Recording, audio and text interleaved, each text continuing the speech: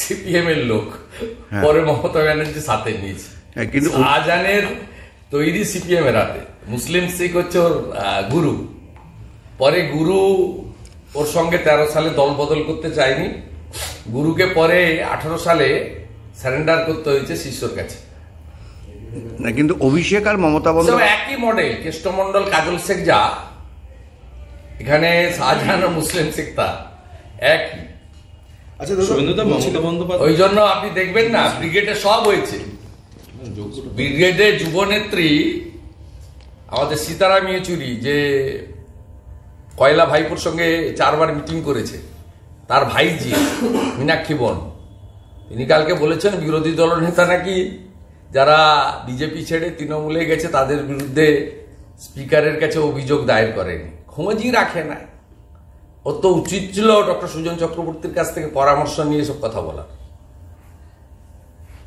স্পিকারের কাছে কতগুলো অভিযোগ, কতগুলো হিয়ারিং এবং হাইকোর্ট ইত্যাদি, মুকুল রায়, কৃষ্ণ কল্যাণী থেকে প্রত্যেকটা ক্ষেত্রে সবটা আপনারা জানেন। একমাত্র হরকালিরটা প্রসেস হচ্ছে, আর বাকি সবারই প্রসেস হয়ে গেছে। আপনার কাছ থেকে শুনে তো বলবো না।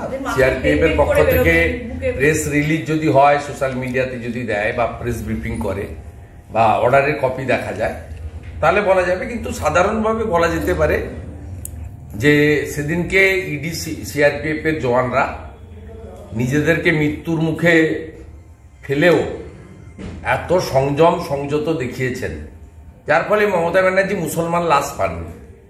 মমতা ব্যানার্জির এখন মুসলমান লাশ দরকার, কারণ নৌশদ সিদ্দিকীর মিটিংয়ে ভিড়, কাল ব্রিগেডে যারা ছিলেন তার গরিষ্ঠ সংখ্যক সংখ্যালঘু সম্প্রদায়। বালিগঞ্জের ভোটে কিভাবে মুসলিম ভোট হাতছাড়া হয়েছে, 2টো ওয়ার্ড 2টো কাউন্সিলর রিগিং না করলে জিততেই পারত না। সাগরদিঘি দেখেছেন।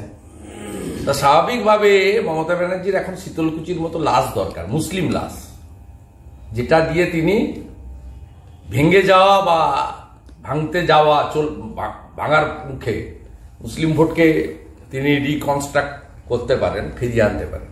আচ্ছা, বলছি যোগ্যশ্রী বলে একটা বিষয় মমতা বন্দ্যোপাধ্যায় চালু করলেন এবং সেখানে ইন্টার্নশিপ যোগ্যশ্রীর কোনো অস্তিত্ব আছে, যুবশ্রীর কোনো অস্তিত্ব আছে। মমতা ব্যানার্জি ঢাকঢোল পিটিয়ে কর্মবিনিয়োগ কেন্দ্র তুলে দিয়েছিলেন, তুলে দিয়ে বলেছিলেন আমি এমপ্লয়মেন্ট ব্যাংক করলাম।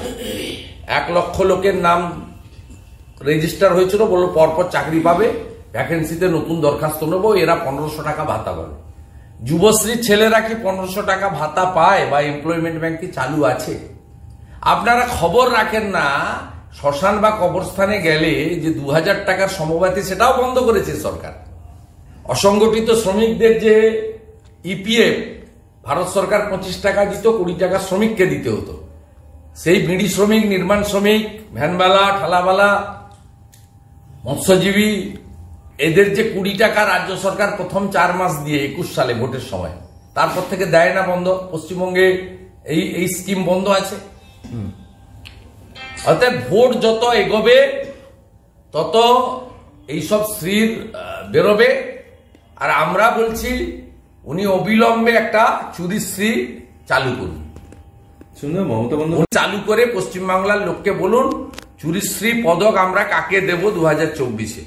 আমার স্থির বিশ্বাস মমতা ব্যানার্জি চুরিশ্রী পদকটা। দাদা, ফের অভিষেক বন্দ্যোপাধ্যায় গতকাল কথা বললেন যে যোগ্য থাকলে বা সতেজ থাকলে 60 বছর হতে পারে, এবং এসব নাটকবাজি, ড্রামা, এইসব ড্রামা পিসি ভাইপো দুজনে একে অপরের অপোজিশন বাইরে করব, এগুলো সব নিজেদের ঘরের মধ্যে অ্যাডজাস্টমেন্ট করে করছে। আমি সম্পূর্ণ সুস্থ, আমি অসুস্থ নই বলছেন মমতা বন্দ্যোপাধ্যায়। কে বলেছে উনি অসুস্থ? উনিই তো বলছেন অসুস্থ। উনি বালু মল্লিকের সঙ্গে কথা বলতে আর কালীঘাটের কাকুকে বাঁচাতে গেছিলেন, কালীঘাটের পিসি গেছিলেন কালীঘাটের কাকুর কণ্ঠস্বর যাতে না পায়। 4 ঘন্টা ছিলেন, 1:45 থেকে 6:45 না 5-6 ঘন্টা ছিলেন এসএসকেএমে। আমরা অভিযোগ করে দিয়েছি, উনিই তো বেরিয়ে বলেছেন আমি অসুস্থ বলে এখানে এসেছি।